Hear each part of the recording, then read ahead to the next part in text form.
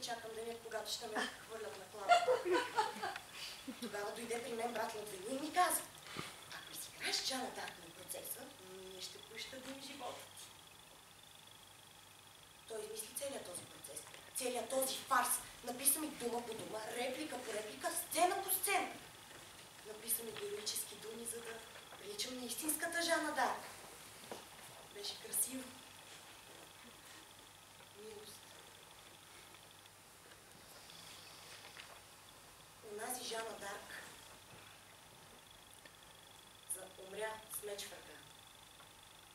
Лежи отдавна мъртв в една канавка край Париж. Заровиха я тайно, с малко пръсти, повече камън. Да. Заровиха я тайно, защото знаеха, че мъртвата Жана Дарк е много по-опасна от живата. Господи, аз не мога да убия Жана Дарк. Ще трябва да изиграя ролята си до край. Аз съм Жана Дарк. Ето ме. Аз съм Жана Дарк от Домреми. Девата Жана, орлеанската дева или девата на Париж. И не се отричам. Не се отричам. Отрека ли се, ще умра завинаги. Умра ли, ще живея вечно. Настъпи часът за последният ми подвиг. Палачо, пали кладата. Господи, защо ме изоставяш, Господи? Всъщност, ако не беше изоставил Исуса, сега нямаше да е Христос. Нали така? Мила моя Жана Дарк, палачо, пали кладата. Браво!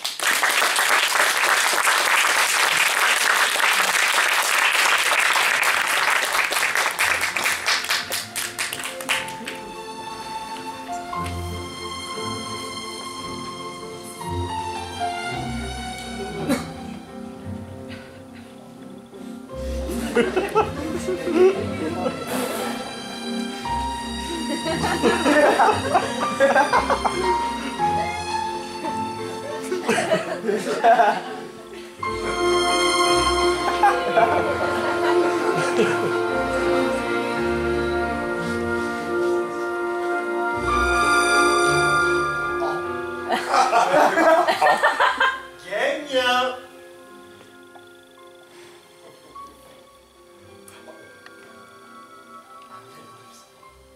Не мога да се.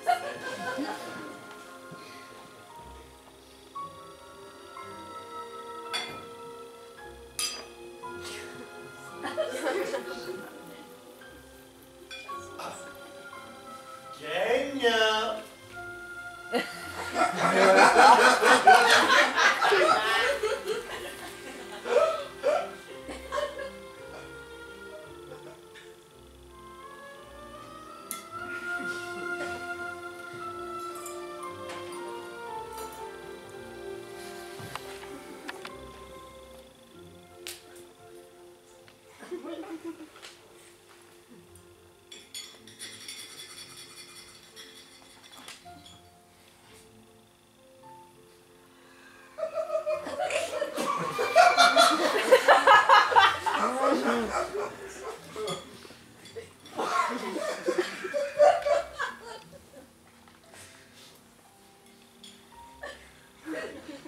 Извинете, ще ми подадете ли, моля, солта?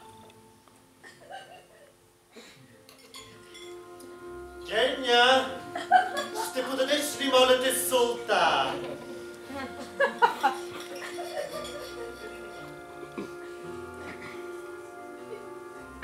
Гения, ще подадеш ли, ако обичаш, солта?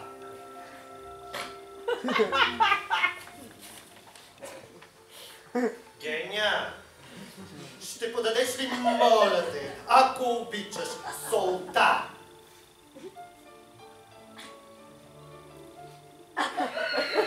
Какво лаеш сега? Какво ми се лигавиш тука? Извинявай, Геня. Какво ми викаш като на куче? Султа ми се разкрещя. Отвори от тука голямата зурла. Айде! Виждали сме ги такива. Големия мъж тука. С малката висулка. Малка, мека и провиснала. И устата си отваря. Извинявай, Геня. Ще подадеш ли, моля те, султа? Султа! Мек, малък и отпуснат като те стоя. Това е истината, а не султа. Геня, султа! Султа ще ми говори на мене. Султа вика, едва ли не още малко и ще му се изправи. Вика, сякаш изобщо му се изправил някога. Само месец след сватбата и вече му увиснал. А извинявай, Геня го вика. Че от години не го е вдигал, не вика. А извинявай, Геня, моля те, това го вика. Крещи го. Врязка! Извинявай, Геня го вика. Гаджетата му от едно време ми се подиграват. Викат ме име. Там долу няма никой! Никой! Това има там, а не извинявай, Геня, ще ми платеш и моля те! Хората изобщо знаят. Не! Най-лесно е да се каже султа. Най-лесно е да се каже султа. Най-добре. Нека малко пуснат на устата никой. Ой, чиста му беше! А тук извинявай, Геня, и ако обичаш, окапва си гащите! Стара журка! Ебе някой! Извинявай, Геня! Моля, аз да му бера! И ако купиш, случайно го вдигне веднъж на 20 години, ще вземе ти свърши веднага, на момента! Хората знаят ли го това? А? Мислят си те, извинявай, Геня, ако обичаш, би ли подала, извинявай, султа, това си мислят, а той на момента ще ти свърши и ще си седне все едно, нищо все едно. Извинявай, Геня, султа, ще си седне! Извинявай, Геня, султа! Значи нито живот, нито забава, нито задоволеност, нито любов, нито страст, никакъв мъж, никакъв характер, никакъв партньор, никакъв приятел, никакъв диалог, никаква любов, никаква интелигентност, никакъв чар, никакъв хумор. Една абсолютна отврат!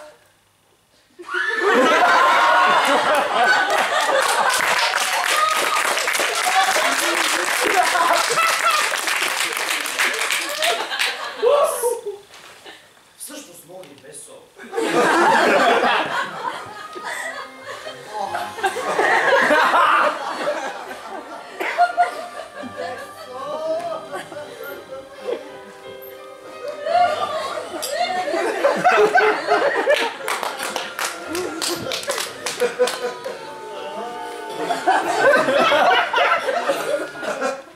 Без сол.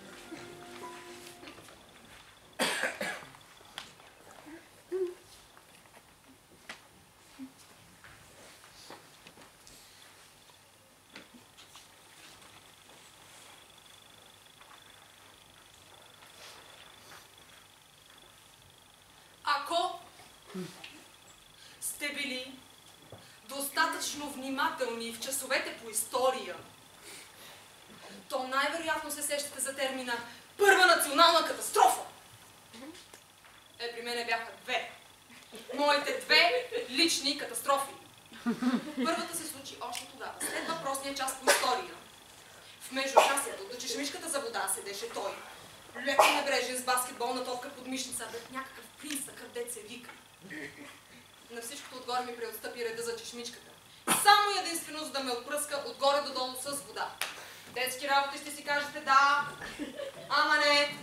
За мене не стояха така нещата. Аз се почувствах като в една от тези ситуации, в които губиш почва под краката си и не знаеш къде, какво, как да продължиш. Отидох да споделя за тази унизителна ситуация с най-близката си приятелка. И тя ми се изсмя. След това ми каза: не се притеснявай, той те харесва. И продължи: значи аз това го четох в едно списание, ако някой те обича, той ще ти показва омраза. Но ако те мрази, той ще ти показва по-скоро любов. Не, омраза. Не. Тоталният принцип, който предопредели съдбата ми. Вярвате или не? Благодарение на този принцип аз си поставих правилата, които следвах усърдно всеки божи ден. Продавачката ме поздравява с усмивка. Със сигурност не е от добри чувства. Приятелка, която не съм виждала от години, ми се обажда да пием кафе. Значи няма какво да прави, решила малко време да убие с мен. Роднините ми купуват най-прекрасната рокля. Значи иска да си купят любовта ми. Намирах задна мисъл за всеки признак на любов. Любих се отново. Този път в спаринг партньора си по бокс. Значи, в момента, в който цялата ми уста беше пълна с кръв и предните ми зъби бяха избити, аз знаех, че това е идеалният мъж за мен. После разбрах, че това не ми е достатъчно. Точно тогава, когато се нуждаех най-много от това някой да ме обиди, да ми каже нещо гадно, да ме удари. Срещнах него. Мил, добър, усмихнат, готов да помогне на всеки, а направо ми идваше да го фрасна. Обаче го оставих. Да ми се усмихва и така цял ден. Странното е обаче, че през този ден той успя да усмихне и мен. Мен. Човекът, който не понасяше любовта, който се хранеше с омразата. И му се усмихнах. Така. Небрежно. Непринудено.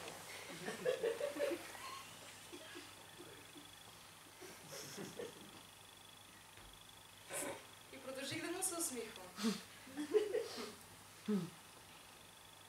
След това разбрах, че за първи път в живота си аз не усещах омраза, усещах любов.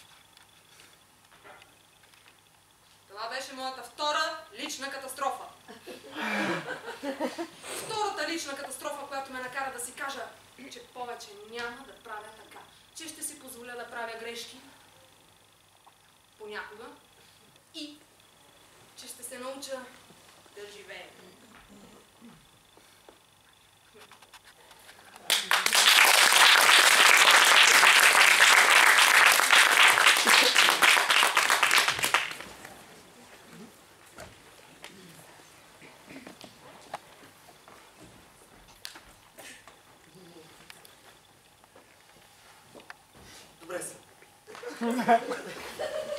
Добре съм. Не съм толкова изнервен. Малко ми приберат краката.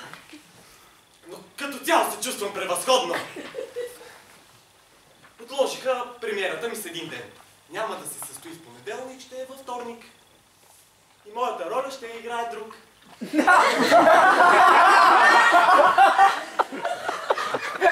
Изгониха ме. Изгониха ме 3 дни преди премиерата. Гледайте хора, ръцете ми. Те са сини. Това значи, че някое гадно капилярче тук вътре се е пръснало. От стрес. Целият състав искаше да се откаже. Видите, той като не ме е искал, защо ме махна, а? Защо ме изгони? Дори не изпрати някой да ми го каже. Държеше сам да го направи. Бебешката му физиономия дойде и ми каза: съжалявам, Джими, но нищо няма да стане. Всяка година мобилизират по 10 000 такива кретени. Защо точно този трябваше да финансира нашата пиеса?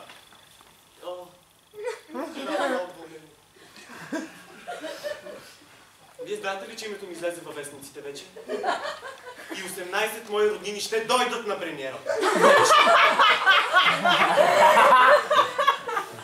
6 от тях ми изпратиха телеграма. А от Лена ми Розария получих пакет лакомства и ги изядох. Вие знаете ли какво е? Възрастен човек да проси за работа от малко дете. Добре, отидох при него и му казах. Разбирам, не ви харесва какво правя. Ами няма проблеми. Ще изиграя ролята както вие искате. Мога по-бързо да я изиграя. Мога по-бавно да я изиграя. Мога да си облека рокля. Мога да си обръсна темето. Мога да се изпишкам пред собствените си роднини долу. Аз съм артист, хора! Дайте ми театър!